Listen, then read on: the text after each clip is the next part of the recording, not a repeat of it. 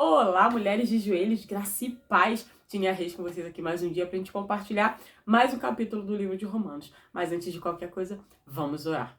Obrigada, meu Deus, por mais esse dia. Obrigada pela oportunidade de nos expormos a sua palavra, Paizinho, e de sermos curadas, transformadas, restauradas.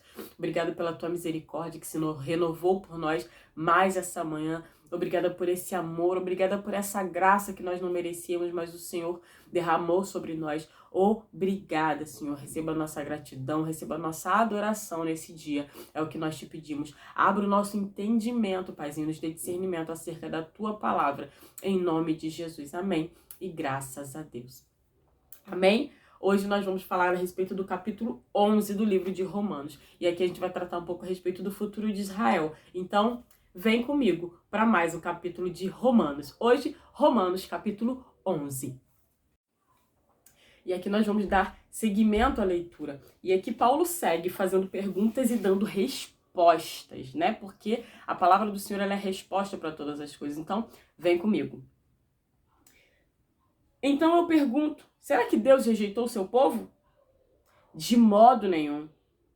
Porque eu também sou israelita, da descendência de Abraão, da tribo de Benjamim. Deus não rejeitou o seu povo, a quem de antemão conheceu. Aqui Paulo está dizendo, o Senhor não rejeitou o seu povo, tanto não rejeitou que eu sou judeu e eu alcancei a salvação. Ele está dizendo, eu sou a prova viva de que Deus não rejeitou o seu povo. Deus não rejeitou o seu povo, a quem de antemão conheceu.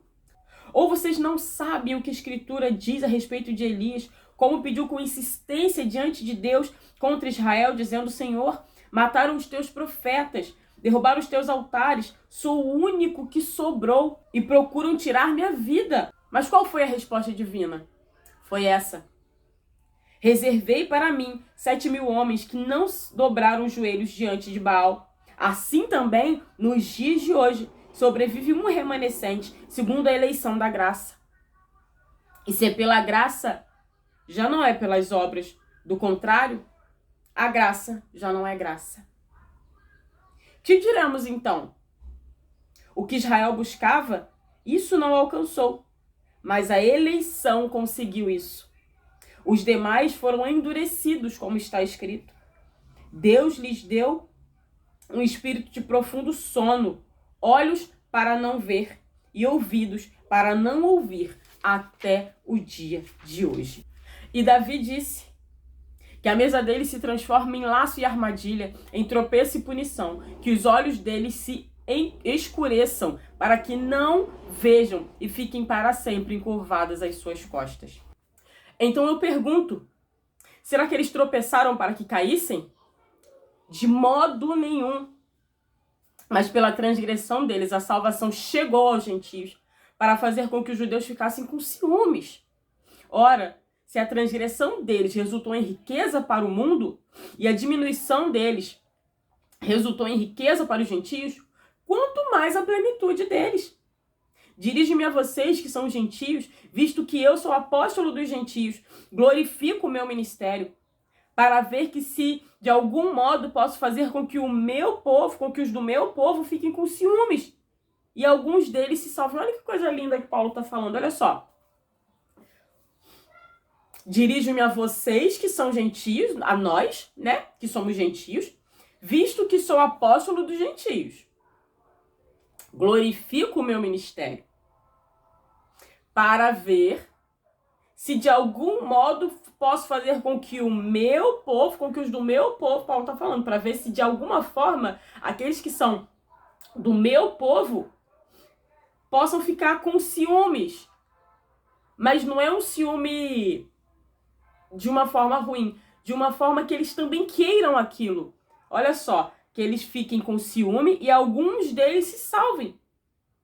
Olha que coisa linda que Paulo está dizendo. Eu faço isso para ver se o meu povo também se motiva a buscar essa salvação, buscar isso que nós estamos encontrando, essa salvação que nós conquistamos. Amém? Porque se o fato deles terem sido rejeitados trouxe reconciliação ao mundo, que será o seu reestabelecimento, se não vida dentre os mortos? Então olha que coisa linda que Paulo está falando aqui. A gente está aqui no versículo 15. Porque se o fato deles terem sido rejeitados trouxe reconciliação ao mundo, né, a nós gentios, que será o seu reestabelecimento, se não vida dentre os mortos? Então, o que será os judeus se reaproximando de Deus para o mundo? Vida. Não tem como essa matemática dar errado, vai ser vida. Então, por isso Paulo faz dessa forma. Então, para que o meu povo tenha um pouco de ciúmes do que os gentios estão vivendo, para que haja esse restabelecimento, para que haja essa reconexão com o Pai. Amém? Que será seu restabelecimento, se não vida, dentre os mortos. E se forem santas as primícias da massa, igualmente será santa a sua totalidade. Se faz santa a raiz, também os ramos serão.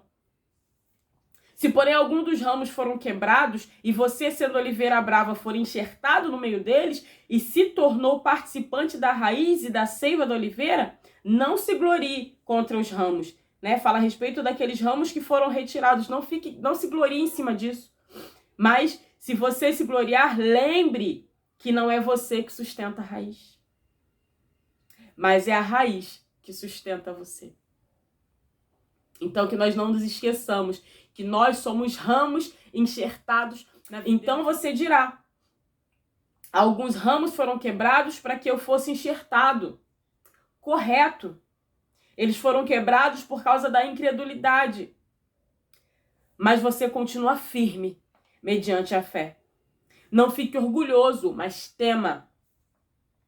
Porque se Deus não poupou os ramos naturais, também não poupará você. Se Deus não poupou aqueles que eram naturais dele, que dirá de nós, ramos enxertados? Nós precisamos permanecer nele. Nós precisamos permanecer nele. Considere, pois, a bondade e a severidade de Deus. Para com os que caíram, severidade. Mas para com você, a bondade de Deus. Desde que você permaneça nessa bondade. Do contrário, também você será cortado. Eles também, se não permanecerem na incredulidade, serão enxertados. Olha que coisa maravilhosa que ele fala a respeito dos judeus. A respeito de alguns que não creram. Eles também, se não permanecerem na incredulidade, serão enxertados. Mesmo os ramos que foram cortados, se eles voltarem a crer, eles serão novamente enxertados na videira. Amém? Pois Deus é poderoso para os enxertar de novo. Pois se você foi cortado daquela que por natureza era uma oliveira brava, e contra a natureza foi enxertado numa oliveira boa, quanto mais esses, que são ramos naturais, serão enxertados na própria oliveira. Porque não quero, irmãos, que vocês ignorem esse mistério, para que não fiquem pensando que são sábios. Veio um endurecimento em parte a Israel, até que tenha entrado a plenitude dos gentios, e assim todo Israel será salvo, como está escrito.